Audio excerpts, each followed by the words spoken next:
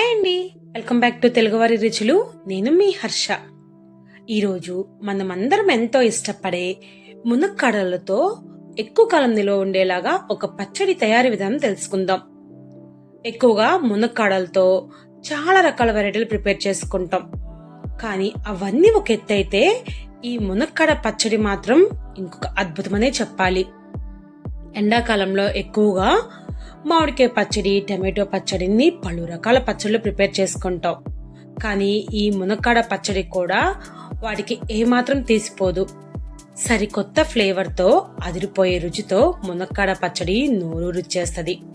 అదేవిధంగా పచ్చడి కూడా ఎక్కువ కాలం నిల్వ ఉంటుంది. అంతేకాదండి, ఈ పచ్చడిని వేడి వేడి అన్నంలో కలుపుకొని తింటుంటే మనకి బిర్యానీలు కూడా సాటి రావు. పక్కా కొలతలతో మునక్కాడ పచ్చడిని ఒకసారి పట్టి చూడండి, దాని రుచి మీకే తెలుస్తుంది. మరి లేట్ చేయకుండా కిచెన్కి వెళ్ళిపోదామా? చలో మరి కిచెన్కి. ఈ మునక్కాడ నిల్వ పచ్చడి కోసం నేను కాస్త మీడియం సైజు, అంటే ఇదిగోండి ఇక్కడ చూపిస్తున్న విధంగా ఈ సైజులో ఉండేలాగా 4 మునక్కాడలు తీసుకున్నాను.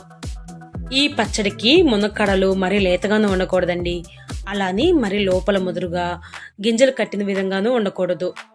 అయితే ఇప్పుడు ఈ మునక్కాడలను ఒకసారి బాగా వాష్ చేసేసుకుని కాసేపు ఆరబెట్టుకున్న తర్వాత ఇప్పుడు 2 ఇంచుల పొడవు ఉండేలాగా ముక్కలుగా కోసుకోవాలి.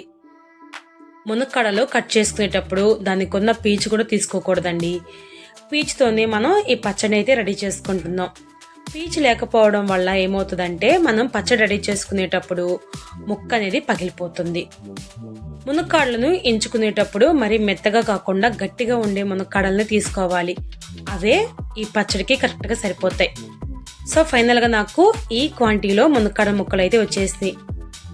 అయితే ఇలా కట్ చేసుకున్న ఈ మునక్కాడల ముక్కలకి కాస్త తరిగి ఉంటుంది. సో దానికోసం ఒక అరగంట పాటు నీళ్ళలో పెట్టుకుంటే సరిపోతుంది.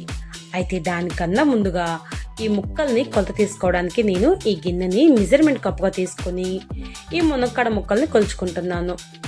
మనకి మునక్కాడ ముక్కలు 2 లేదా 4 కప్పులు అయ్యేలాగా తీసుకుంటే ఇంకా వెయింగ్ మిషన్తో కూడా సంబంధం లేకుండా చాలా పక్కా కొలతలతో ఈ పచ్చడిని అయితే రెడీ చేసుకోవచ్చు. నేను తీసుకున్న ఈ ముక్కలు నాకు 2 కప్పులు వచ్చేలా చూసుకున్నానండి. అప్పుడైతేనే మనకి కొలతలతో ఎలాంటి ఇబ్బంది ఉండదు. వీటిని కాస్త వెడల్పుగా ఉన్న ప్లేట్లో వేసేసుకుని ఆరబెట్టుకుంటున్నాను.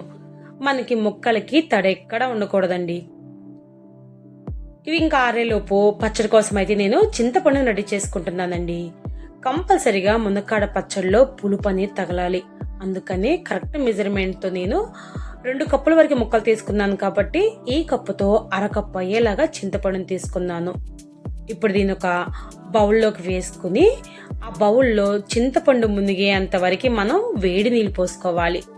ఇలా వేడి నీళ్ళు వేసుకుని చింతపండు నానపెట్టుకుంటే జస్ట్ 10 నిమిషాల్లోనే మనకి చింతపండు నానిపోతుంది.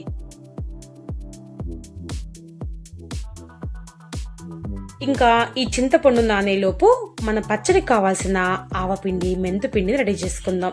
దానికోసం ఒక ప్యాన్లోకి 2 స్పూన్ల వరకు మెంతులు వేసుకుంటున్నాను.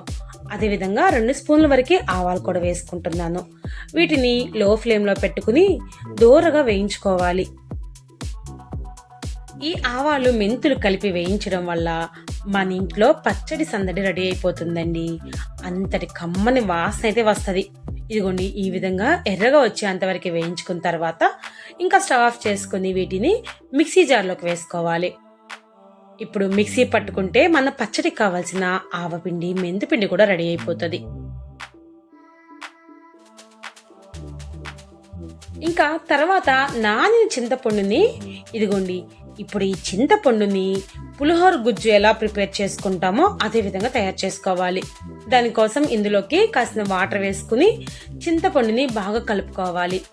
ఈ విధంగా కలిసిన తర్వాత ఇప్పుడు గుజ్జు మాత్రమే వచ్చేలాగా ఏదైనా సపోర్ట్ తీసుకుని తొక్కులు కానీ, గింజలు, ఈనెలు వాటన్నిటిని రిమూవ్ చేసుకుని మనం ఈ చింతపండు గుజ్జుని అయితే రెడీ చేసుకుంటున్నాం. ఇంకా ఈ విధంగా వచ్చిన ఈ చింతపండు గుజ్జుని మనం ఉడికించుకోవాలండి. ఇంకా స్టవ్ మీద పెట్టుకుని ఇప్పుడు మీడియం ఫ్లేమ్లో ఉంచుకుని ఈ చింతపండు గుజ్జుని పులిహోరకైతే ఎలా రెడీ చేసుకుంటామో సేమ్ అదే విధంగా రెడీ చేసుకుంటాం. దానికన్నా ముందు చిటికెడు అంటే ఒక స్పూన్ వరకు వంట నూనె కూడా వేసుకుని ఇంకొకసారి బాగా కలుపుకొని ఈ చింతపండు గుజ్జునైతే ఉడికించుకోవాలి. ఇక్కడ మరీ ఎక్కువ వాటర్ పోయకూడదండి, జస్ట్ ఈ మాత్రం కన్సిస్టెన్సీ ఉంటే సరిపోతుంది. లేకపోతే మనకి ఈ చింతపండు పులుసు ఉడకడానికి చాలా టైం అనేది ఎక్కువగా పడుతుంది.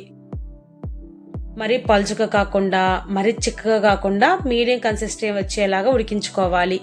ఇందులోనే ఒక అర స్పూన్ పసుపు కూడా వేసుకోవాలి. పసుపు కూడా వేసుకుని ఇంకొకసారి బాగా కలుపుకొని ఇదిగోండి చూపిస్తున్న విధంగా ఈ మాత్రం చిక్కదనం వచ్చేలాగా ఉడికించుకొని స్టవ్ ఆఫ్ చేసుకుంటున్నాం. ఇలా ఉడికించుకున్న ఈ చింతపండు గుజ్జుని పూర్తిగా చల్లారించుకోవాలండి. సో పూర్తిగా చల్లారిన తర్వాత మాత్రమే మనం పచ్చడి కలుపుకోవడానికి ఈ గుజ్జుని అయితే ఉపయోగించుకుంటాం. ఇంకా నెక్స్ట్ వచ్చేసరికి ఈ కప్పుతో పావు కప్పు వరకు కళ్ళుప్పుని ఈ పచ్చడి కోసం అయితే తీసుకుంటున్నామండి. ఇంకా పచ్చళ్ళకి సాల్ట్ అనేది అస్సలు వాడకూడదండి, తప్పదు అనిపిస్తే తప్ప, లేకపోతే కళ్ళుప్పుని. ఇంకా దీన్ని అయితే మిక్సీ జార్లోకి వేసుకుని మిక్సీ పట్టుకుంటే మనకి మెత్తటి ఉప్పు అయితే రెడీ అయిపోతుంది. తర్వాత పచ్చడికి కారం కూడా రెడీ చేసుకోవడానికి అదే మెజర్మెంట్ కప్పుతో మనం అరకప్పు వరకు పచ్చడి కారం తీసుకుంటున్నాం. మనం తీసుకున్న కారం కాస్త స్పైసీగా లేదు అనిపిస్తే 2 స్పూన్ల ఎక్స్ట్రా కారమే పడుతుంది. సో ఉప్పు కారం అన్నీ రెడీ అయిపోయినాయండి. తర్వాత ఇంకొక బాండీలోకి ఈ సేమ్ మెజర్మెంట్ కప్పుతోనే 1.5 కప్పుల వరకు శనగ నూనె తీసుకుంటున్నాము. మనం ఏదైనా సరే నిల్వ పచ్చడికి కంపల్సరిగా శనగ నూనెనే వాడితేనే పచ్చడికి మంచి రుచినిస్తుంది. ఇంకా ఈ నూనెను మీడియం ఫ్లేమ్లో పెట్టుకుని కాగించుకోవాలి. ముందుగా అయితే మనం ఆరబెట్టుకున్న ఈ మునక్కాడల ముక్కలను ఈ నూనెలో వేసుకుని వేయించుకోవాలి. మరి ఎక్కువసేపు వేయించుకోకూడదండి, లోపల పచ్చిదనం అనేది పోయేంత వరకు వేయించుకుంటే సరిపోతుంది. అంటే జస్ట్ మనకి 5 నుంచి 10 నిమిషాల లోపే ఈ మునక్కాడ ముక్కల్ని నూనెలో నుంచి తీసేసుకుంటే సరిపోతుంది. మరి ఎక్కువగా వేయించుకోవడం వల్ల ఏమవుతుందంటే మునక్కాడ ముక్క విరిగిపోతుంది. దానికోసమే పట్టుకుంటే కాస్త మెత్తగా అవుతుంది అనిపిస్తే సరిపోతుంది. ఇప్పుడు ఈ మునక్కాడ ముక్కలు ఈ విధంగా రాగానే ఇంకా ఆయిల్ నుంచి మనం సపరేట్ చేసుకొని ఒక బౌల్లోకి అయితే తీసుకోవాలి. మనకి తీసుకున్న ఆయిల్ అనేది ఈ మునక్కాడ ముక్కలు వేయించుకోవడానికి కానీ లేదా పచ్చడికి తాలింపు కానీ కరెక్ట్గా సరిపోతుంది. అందులోనూ మునక్కాడ పచ్చడికి కాస్త ఎక్కువగానే ఆయిల్ పడుతుంది. దానికోసమే మనం 1.5 కప్పు వరకు ఆయిల్ తీసుకుందాం. ఈ విధంగా వేయించుకున్న మునక్కాడ ముక్కలను పక్కన పెట్టేసుకుని అదే నూనెలోకి 1 స్పూన్ వరకు ఆవాలు వేసుకుంటున్నాం. 10 నుంచి 15 వరకు కాస్త దంచి పెట్టుకున్న వెల్లుల్లి రెబ్బలను కూడా వేసుకోవాలి. ఒక 10 వరకు ఎండుమిర్చిని కూడా వేసుకుని లో ఫ్లేమ్లో పెట్టుకుని వీటిని వేయించుకోవాలి. ఇవి కాస్త వేగిన తర్వాత ఇప్పుడు 5 రెబ్బల వరకు కరివేపాకు కూడా ఇందులోకి వేసుకోవాలి. కరివేపాకు వేసిన తర్వాత 1 నిమిషం పాటు తాలింపు అనేది ఉంచుకుని ఇంకా స్టవ్ ఆఫ్ చేసుకోవాలి. ఇంకా తాలింపు దినుసులు ఇవైతే సరిపోతాయండి, అంతేగాని పచ్చిపప్పు జీలకర్ర ఇలాంటివి ఏమీ వేయవసరం లేదు.